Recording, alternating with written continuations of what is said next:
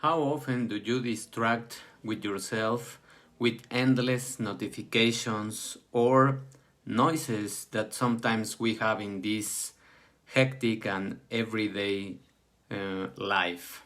Are you aware of the time that your mind takes to come back to center? Every distraction that you have, your mind takes about 20 to 40 minutes to regain concentration.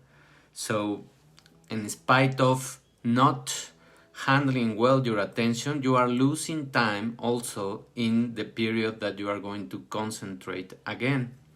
In a world that is made to distract us, to program our mind, and to diminish our ability to think critically and consciously, we need to learn to reclaim the power of our consciousness and how to light up this prefrontal cortex to discern what is truth and what can empower us instead of just watching toxic news or uh, falling in the game of arguments, division, and everything that we are seeing right now in the media. The more we keep our mind training with awareness, with consciousness, and creating those habits, the easier your life will start to become. Remember that your brain is divided into two broad systems. The one that is controlled by your subconscious and is just related and many times goes to the default mode, or the system that is more conscious and you can take power of that. So while you are deciding the things that you want to grow in, you have to let yourself be more focused on the things that you want to control, on the actions, the vision, the goals, and everything that you want to happen in your life. If instead you become distracted or you simply don't care and you are just following the motions, then you are going to fall into the toxic habits. And creating those consciousness habits will allow you also to be able to carefully decide and choose better in your life. That's why we are seeing a lot of turmoil and chaos in the mainstream media and in the news and in every person that is just living or surviving. Let's say that they are just randomly doing the things. That's what we see. And when we are seeing that, we are easily pulled by the attraction of those mindless arguments or discussions or worry. When your mind is in those states of discussing, taking your opinion as the truth or fear, you are not thinking clearly, and your mind will go to the primitive mind, to the region that is going to alert your body to start releasing hormones that are going to stress you. While you are in stress, it's going to be very difficult to decide what is better for you.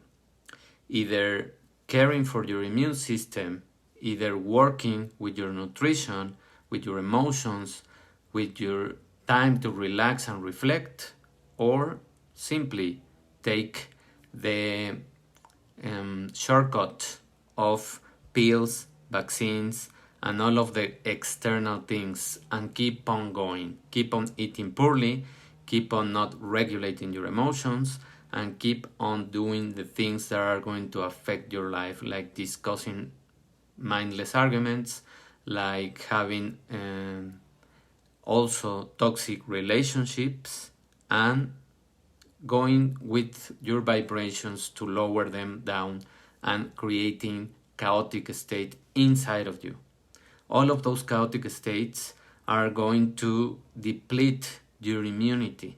They are going to cause stress, and you are going to be more prone to catch a disease, any kind of disease. I'm not just talking about the trending virus. I'm talking about any other kind of disease. And chronically, you are going to develop epigenetic marks. We have mentioned this several times. You think that nothing is happening.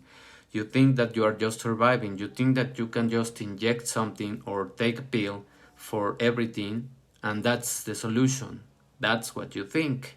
But your body is taking a score, and you are damaging internally many of the organs, including your DNA, your epigenetic marks, and your genes will be predisposed to turn them on and develop a chronic disease. And then easily you are going to be dependent on those type of things, on drugs, on pills, and on any kind of external thing, because you are not able to control your mind, because you don't know yourself, because you just eat whatever is in front of you. So you have two choices, and now we are going to see the world being more divided in terms of who wants to take care of their health, and I mean the integral health, and who wants to keep on in the shortcut business. It is your choice. The best one, I think that you know which is, because the other one will leave you poor, frustrated, and of course, you are going to be just an easy prey from the people that is developing all these things, because we now know that all of this circus was just created to disempower people, to get rid of some millions of people, because we have not also been conscious with our planet, and because we are really on the verge of saving the planet and saving ourselves, or just keep on destroying things. So it is in us the change, and you can choose sides. So I just leave you with that reflection. I hope that these kind of tips help you to detect when you are in those distractions and what to do with the distractions.